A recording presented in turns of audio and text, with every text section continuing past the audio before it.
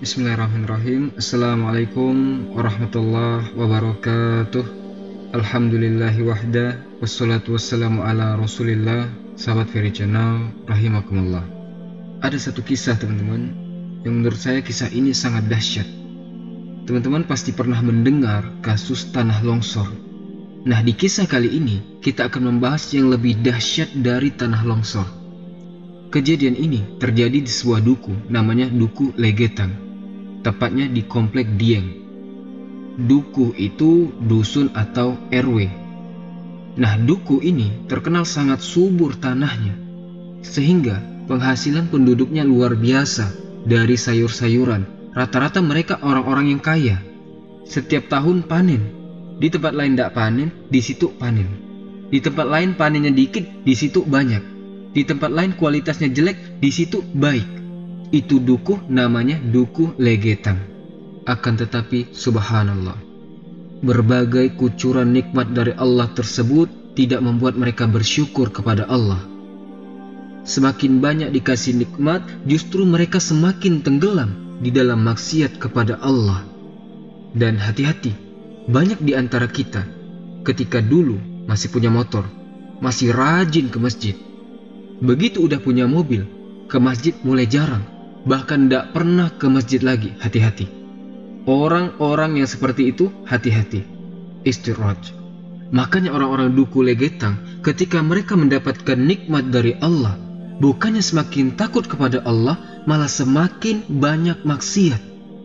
Yang namanya judi, perzinahan, bahkan sampai zina dengan ibu mereka sendiri. Na'udzubillah min zalik.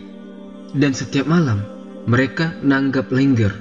Nanggap itu mengadakan acara. Lengger itu kayak kuda lumping. Dan yang main itu cewek. Dan berakhir dengan perzinahan. Setiap malam seperti itu. Terus setiap malam seperti itu. Sampai datang tanggal 17 April tahun 1955. Di mana malam hari itu hujan turun lebat sekali. Petir sana sini, tidak ada orang yang berani keluar dari rumah malam itu. Akan tetapi penduduk Duku Legetang tetap berbuat maksiat di malam itu. Mereka tetap minum, tetap judi, tetap zina, joget-joget sampai lewat pertengahan malam. Ketika lewat pertengahan malam, hujan berhenti. Sunyi senyap, hanya terdengar suara-suara hewan malam. Maka apa yang terjadi? Tiba-tiba terdengar suara boom, suara yang keras sekali, bahkan seperti suara ledakan, suara bom. Suara itu terdengar oleh dusun-dusun yang ada di sekeliling Dusun Legetang.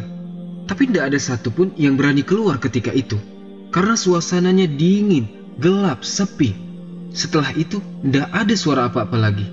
Baru keesokan harinya, orang-orang yang ada di sekitar Dusun Legetang keluar dari rumah.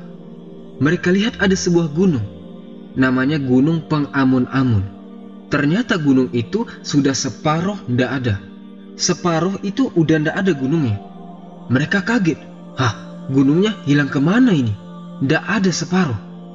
Kemudian mereka lebih kaget lagi ketika gunung yang separuh itu sudah pindah di atas Dusun Legetang.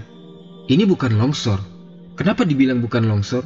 Karena Gunung Pengamun-amun itu bawahnya ada lembah. Nah, di lembah kan tidak ada perumahan penduduk. Setelah lembah, naik lagi sedikit, baru ada dusun. Lembah di bawah Gunung Pengamun-amun ini sama sekali tidak ada longsorannya. Karena harusnya kalau longsor itu tetap jatuhnya ke bawah. Nah, kenapa setengah gunung ini berada di atas Dusun Legetang? Berarti gunung itu dipotong, kemudian diangkat, dan ditimpakan ke Dusun Legetang. Siapa yang bisa angkat gunung itu? Allah Subhanahu wa Ta'ala.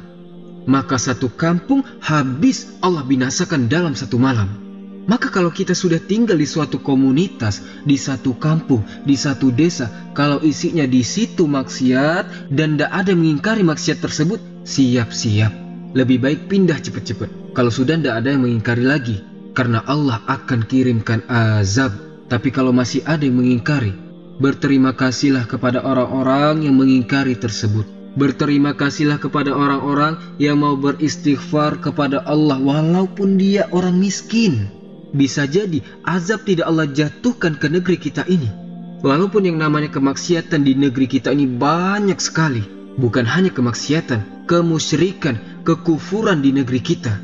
Mungkin Allah belum jatuhkan azab kepada negeri kita ini secara umum. Mungkin karena ada di antara hamba-hamba Allah yang masih duduk bersimpuh, beristighfar kepada Allah, sehingga Allah masih berbelas kasihan kepada negeri kita ini. Barakallahu fikum, semoga bermanfaat. Subhanakallahumma bihamdika, asyhadu an la ilaha illa anta, astaghfiruka wa atubu ilaik. Wallahu ta'ala alam. Assalamualaikum warahmatullahi wabarakatuh.